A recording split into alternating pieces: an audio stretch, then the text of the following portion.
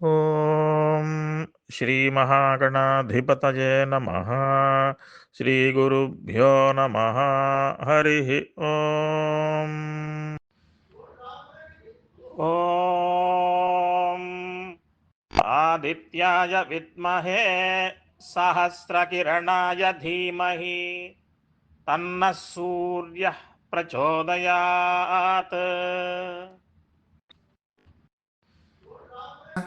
కర్మకాండకి కొంచెం ఉన్నతమైనటువంటిది. అంటే ఒక ప్రతీక, ఒక విగ్రహం కానీ ఒక ఆలంబన కానీ పెట్టుకుని మనం చేసే ఆరాధన ఏకాగ్ర చిత్తంతో చేసేటువంటిది ఉపాసన అంటారనేది అందరికీ తెలుసు. ఇది దేవుడు ఎక్కడో ఉన్నాడు, నేను ఇక్కడ ఉన్నాను అంటే ఏంటి, దేవుడికి నాకు దూరం ఉంది అనేటువంటి దాంతో చేస్తే దాన్ని ప్రతీకోపాసన అంటారు. ప్రతీకం అంటే ఒక విగ్రహం, ఒక సంకేతం, ఒక ఆలంబన అనేటువంటి మనం తీసుకోవచ్చు అనమాట. ఒక సింబాలిజం అంటాను చూసారా, ఇంగ్లీష్లో అదనమాట. అంతే సూర్యుడికి ఒక అర్థం ఏంటంటే సర్తేహే అంటే కదలడం వల్ల ఆకాశంలో ఎక్కడో దూరంగా ఉన్నట్టుగా ఉన్నాడు ఆ సూర్యుడు. మనకి సూర్యుడు ఎక్కడో ఉన్నాడు, మనం ఇక్కడ ఉన్నాం. సో సూర్యుడికి మనకి దూరంగా ఉన్నట్టు మనం భావించుకుంటున్నాం కదా. అందుకని మొదటి అర్థం సర్తేహే అంటే అన్ని చోట్ల కదులుతూ కనబడుతున్నాడు, మనకి ఎక్కడ ఉన్నాడు. అది ఒక రకమైనటువంటి ఉపాసన. రెండవది ఏమిటనమాట, ఆయన నాలోనే ఉన్నాడు. స్వీయతేహే అంటే సర్వాన్ని తనదే భావించి తనలోనే ఉండేటువంటి ఆ దహరాకాశంలో ఉండేటువంటి సూర్యుడిని చూడడం అనేటువంటి. అంటే ఇక్కడ కూడా ద్వైతం కనబడుతుంది. అంటే సూర్యుడు నాలో ఉన్నాడు అంటే సూర్యుడు వేరు, నేను వేరు. కానీ ఏమవుతుంది, సూర్యుడు నాకు చాలా దగ్గరికి వచ్చాడు. అక్కడ దూరంగా ఉన్నాడు, ఇక్కడ దగ్గరికి వచ్చాడు. అందుకని స్వీయతే స్వయంగా నాలోనే ఉన్నాడు అనేటువంటి ఒకటి వచ్చాడు. మూడో అర్థంలో తీసుకుంటే సువతేహే అంటే మన లోపలే జ్ఞాన ప్రకాశమై మనమే ఆయన, ఆయనే మనము అనేటువంటిది అస్సలు ఏమీ తేడా లేకుండా ఆయనతో ఐక్యం చెందేటువంటి స్థితి. అది ఉపాసనలో ఉండేటువంటి ఉన్నత స్థితి అన్నమాట. అది సూర్యుడికి మూడు విధాలుగా ఉపాసన మార్గంగా మనకు చెప్పారు. అలాగే సూర్య శబ్దానికి ప్రేరకుడు, సృష్టికర్త అనేటువంటి కూడా ఉన్నాయి. ప్రేరణ అంటే ఏంటన్నమాట, ఒక ఇన్స్పిరేషన్, ప్రచోదనం చేసినటువంటి. అదే గాయత్రి మంత్రంలో కూడా మనం చెప్తుంటాం కదండి, ధియో యో నః ప్రచోదయాత్ అని. అంటే ఏంటి, ధీ అంటే నా బుద్ధిని ప్రచోదనం చేసేటువంటి వాడు. అంటే మనం నిత్యం సంధ్యావందనంలో చెప్పుకునేటువంటి ఆ ముఖ్య ప్రాణశక్తి స్వరూపిణి అయినటువంటి ఆ గాయత్రి, ఈ సూర్యుడిలో ఉండేటువంటి సూర్యనారాయణ శక్తి ఒకటే. ఇది వేరు కాదు, ముఖ్య ప్రాణశక్తి ఇది. ఇప్పుడు సూర్యుడికి మూడు అర్థాలు మనం ఉపాసనాపరంగా చూసాక ఆదిత్య శబ్దానికి కూడా అర్థాలు మనం చూద్దాం. ఇప్పుడు దీనికి కూడా వ్యాఖ్యాతలు మనకి ఏం చెప్పారంటే, ఆదీప్తో భాసేతి ఆదిత్య అన్నారు. అంటే ఏంటి, తను వెలుగుతూ ఆ వెలుగు అందరికీ అందించేవాడు ఎవరైతే ఉన్నాడో ఆయన ఆదిత్య, ఆదీప్తో భాసతే అనేటువంటి ఒక అర్థం చెప్పారు. ఇంకోటి ఏంటంటే ఆదత్తే రసాన్ అంటే అన్ని చోట్ల నుంచి కూడా అన్ని రసములను, అంటే రసం అంటే సారం అంటే ఎసెన్స్ అన్నమాట, అన్నీ కూడా స్వీకరించి మళ్ళీ తిరిగి అది శుద్ధ రూపంలో జీవులకందరికీ అందించేటువంటి వాడు. అంటే మన దగ్గర నుంచి ఇప్పుడు ఉదాహరణకి మనకు తెలుసు కదండి, మన నీళ్ళన్నీ కూడా ఉండేటువంటి భూమి మీద నీళ్ళన్నీ కూడా ఆవిరై మీదకి వెళ్తాయి, మళ్ళీ ఆయన తీసుకొచ్చి మనకు వర్షంగా మనకి ఇస్తున్నాడు కదా, అదే. అందుకని ఆదత్తే రసాన్ అంటే మొత్తం దీనంతటిని గ్రహించి ఆ సారాన్ని శుద్ధిపరిచి మళ్ళీ మనకి ఇస్తున్నాడు. కాబట్టి ఆయన ఆదిత్య అనేటువంటి శబ్దానికి మరొకటి చెప్పారండి. అలాగే మనం ఇంతలో మనం చెప్పుకున్నాం, ఖండము కానిటిది అదితి, దితి అని రెండు మాటలు ఉన్నాయి. మనకి పురాణపరంగా చూస్తే కశ్యప మహర్షికి ఇద్దరు భార్యలు, అదితి దితి అనేటువంటి వాళ్ళు. ఈ అదితికి పుట్టిన వాళ్ళందరూ దేవతలు, దితికి పుట్టిన వాళ్ళందరూ కూడా రాక్షసులు. దితి అంటే ఖండమైనటువంటిది. అంటే ఏంటన్నమాట, వాళ్ళ భావనలు అన్నీ కూడా దేవుడు వేరు, నేను వేరు, దేవుడు గొప్ప, నేను గొప్ప, దేవుడు తక్కువ, ఈ విధంగా వాడు తక్కువ, నేను ఎక్కువ, ఈ విధంగా ఖండ భావనతోటి వాళ్ళు ఉంటారు దితులు. అంటే ఏంటి, ఇటువంటి భేద భావన ఎవరికైతే ఉంటుందో వాళ్ళందరూ దితి లక్షణం. అంటే రాక్షస లక్షణం, ఆసురీ లక్షణం కలిగిన వాళ్ళు. అదితి అంటే అనమాట అఖండం, అంటే నేను ఆ భగవానుడు ఒకటే అనేటువంటి భావనలో ఉంటారు చూసారా, అది అఖండ లక్షణం. ఆ అదితి లక్షణమే ఆదిత్య అనేటువంటి చెప్పారన్నమాట. ఆ ఆదిత్య ఎక్కడికి వెళ్ళాలి? మనం హృదయంలోకి వెళ్ళాలి, కేంద్రంలోకి వెళ్ళాలి. దేనికైనా చూడండి, ఉదాహరణకి ఒక కేంద్రం, ఒక సెంటర్ ఉంటే దాని నుంచి అన్నీ కూడా ప్రసరణ వస్తుంది కదండి. ఇది ఆ కేంద్రంలోకి వెళ్ళడమే మనకి ఆదిత్య హృదయం మన ఆ కేంద్రంలోకి తీసుకెళ్తుంది అన్నమాట. ఇప్పుడు అందుకని ఇక్కడ మన సూర్యుడి దగ్గర నుంచి మొదలెట్టి సూర్యనామాలతోటి తీసుకెళ్తుంది.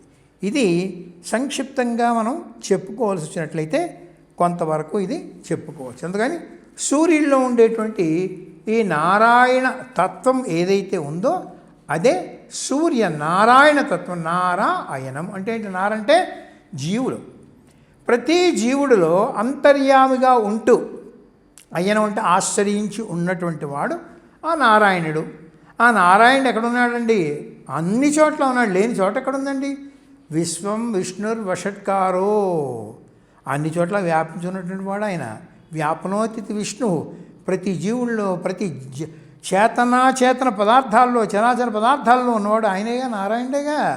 అదనమాట. అందుకని మనలో, మన చుట్టూ, మహదాకాశంలో, చిదాకాశంలో ఉండేటువంటి ఏకైక అఖండ స్వరూపం ఏదైతే ఉందో అదే ఆదిత్య. ఆదిత్య అంటే ఏమిటి, ఆదిత్య హృదయం అంటే ఏమిటి అనేటువంటి చూసాం. మన లక్ష్యం సూర్యుని ద్వారా, అంటే మనలోని సూర్యుని ద్వారా, భౌతికంగా మనకు కనబడేటువంటి సూర్యుని ద్వారా ఆ సూర్యమండల అంతర్వర్తి అయినటువంటి నారాయణ స్వరూపమైనటువంటి ఆదిత్య హృదయంలోకి మనం వెళ్ళాలి. ఇది మన లక్ష్యం. ఆదిత్య హృదయం మనం అక్కడ తీసుకెళ్తుంది. ఇప్పుడు మనందరికీ కూడా తెలుసు, లలితా సహస్రనామంలో భానుమండల మధ్యస్థ అని ఒక నామం ఉంది. భానుమండల మధ్యస్థ అనేటువంటి ఏ అమ్మవారిని అక్కడ శాక్తేయంలో చూపించారో ఆ భానుమండల మధ్యస్థయే ఆదిత్య హృదయం. చూసారా, ఒక స్తోత్రానికి వీటికి వాటికి ఎటువంటి అనుసంధానం ఉంటుందో చక్కగాను. అందుకని దాని ప్రకారం మనం చూసుకున్నట్లయితే ఆ భానుమండల మధ్యస్థ స్వరూపిణి ఆదిత్య హృదయంలో ఉండేటువంటి కేంద్రీకృతమైనటువంటి శక్తి, చైతన్య శక్తి, చైతన్య పరాశక్తి అయినటువంటి ముందు గ్రహించుకోవాలి. అయితే మనం ముందే చెప్పుకున్నాం ఏంటి, యుద్ధ భూమిలో అగస్త్య మహర్షి శ్రీరామచంద్రుడికి వచ్చి ఉపదేశించినటువంటి స్తోత్రము ఆదిత్య హృదయము. మనం అక్కడ సాదృశ్యం కూడా చెప్పుకున్నాం. మహాభారతంలో యుద్ధభూమిలో చింతాక్రాంతుడైన అర్జునుడికేమో సాక్షాత్తు నారాయణుడు భగవద్గీత ఉపదేశిస్తే, ఇక్కడ చింతాక్రాంతుడైనటువంటి నరుడైనటువంటి, అంటే నారాయణుడే నరరూపంలో ఆ నరావతారంలో వచ్చినటువంటి శ్రీరాముడికి అగస్త్య మహర్షి ఆయన వచ్చి ఉపదేశించాడు. దీనిలో ఆంతర్యం ఏమిటనేది మనం చూసుకుంటే అక్కడి నుంచి మనం చూద్దాం. ఇప్పుడు దీనిలో మొదటి శ్లోకం, రెండో శ్లోకం కూడా మనం చెప్పుకుంటే దీనిలో ఉండేటువంటి ఆంతర్యం, ఈ అగస్త్య మహర్షి రావడం ఏమిటి, ఎందుకు ఇక్కడ ఈ ఉపదేశం ఇచ్చాడు అనేది మనకు తెలుస్తుంది అనమాట. ఇప్పుడు ఒకసారి మనం చూద్దాం. ఆదిత్య హృదయం మొట్టమొదటి శ్లోకం, తతో యుద్ధ పరిశ్రాంతం సమరే చింతయా స్థితం రావణం చాగ్రతో దృష్ట్వా యుద్ధాయ సముపస్థితం. ఆ శ్లోకంతో ప్రారంభమవుతుంది. ఈ శ్లోకం చూడండి, ఇక్కడ రామచంద్రుడిని చింతాక్రాంతుడై కూర్చునిపోయాడు, చతికిలబడిపోయాడండి చెప్పాల్సి వచ్చినట్లయితే. ఆయన తతో యుద్ధ పరిశ్రాంతం సమరే చింతయా స్థితం అంటే ఆ రామాయణంలో ఆ విభీషణుడి నుండి కుంభకర్ణుడు ఇలాంటి రాక్షసులందరినీ కూడా సంహరించి ఇంకా రావణాసురుడు ఒక్కడు మిగిలాడు. ఆ రావణాసురుడిని యుద్ధం చేశాడు. రావణాసురుడు మొదటి రోజు యుద్ధంలో ఓడిపోయి తిరిగి వెళ్ళిపోయాడు. వెళ్ళిపోతే అప్పుడు శ్రీరామచంద్రుడు ఏం చెప్పాడు, ఈ వేళకి వెళ్ళిపోయి మళ్ళీ రేపు రా అన్నాడు. అంటే చాలా అవమానంతో ఆ రావణాసురుడు వెళ్ళిపోయాడు. వెళ్ళిపోయాక మన్నాడు తిరిగి వస్తున్నాడు. ఈ రావణుడిని ఎలా సంహరించాలి, ఏమిటి మార్గం, నాకేమీ కూడా పాలుపోవడం లేదు అని చింతాక్రాంతుడై రామచంద్రుడు యుద్ధభూమిలో కూర్చుని ఉన్నాడు. అదే అనమాట. తతో యుద్ధ పరిశ్రాంతం సమరే చింతయా స్థితం రావణంచ అగ్రతో దృష్ట్వా, రావణాసు ముందుకు వస్తున్నాడు యుద్ధం చేయడానికి. రావణంచ అగ్రతో దృష్ట్వా యుద్ధాయ సముపస్థితం, యుద్ధానికి సిద్ధంగా వస్తున్నాడు. వీడిని ఎలా చంపాలరా నాయన అని చింతాక్రాంతుడై రావణుడు కూర్చుని ఆ దృశ్యం యుద్ధంలో ఉన్నది మనకి మొట్టమొదటి వాల్మీకి మహాముని ఇక్కడ చూపించారు. అక్కడ అయిపోయాక దీనికి ఏం చేశారు, తర్వాత రెండో శ్లోకం కూడా చెప్తున్నారు. దైవతైశ్చ సమాగమ్యం ద్రష్టుమభ్యాగతోరణం ఉపగమ్యాబ్రవీద్రామ అగస్త్యో భగవాన్ ఋషి. ఈ దైవగణాలన్నిటితో కూడా అగస్త్యుడు చూశాడు. దైవతైశ్చ సమాగమ్య, అగస్త్యుడు చూశాడు. చూసి ఏం చేశాడు, ఈ సమయంలో మనం వెళ్ళి ఈ రాముల వారికి ఉపదేశం చేసి ఆ చింతాక్రాంతుడైనటువంటి రామచంద్రుణ్ణి ఉత్సాహపరిచి యుద్ధానికి సన్నద్ధుణ్ణి చెయ్యాలి అనేటువంటి సదుద్దేశంతో ఆ అగస్త్యుడు సమస్త దేవతాగణాలతో కూడా వచ్చేటున్నది.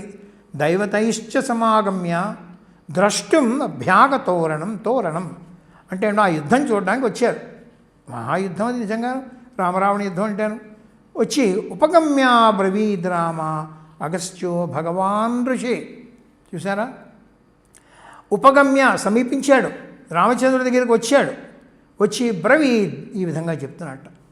ఏమని చెప్తున్నాడు, ఇది రెండో శ్లోకం.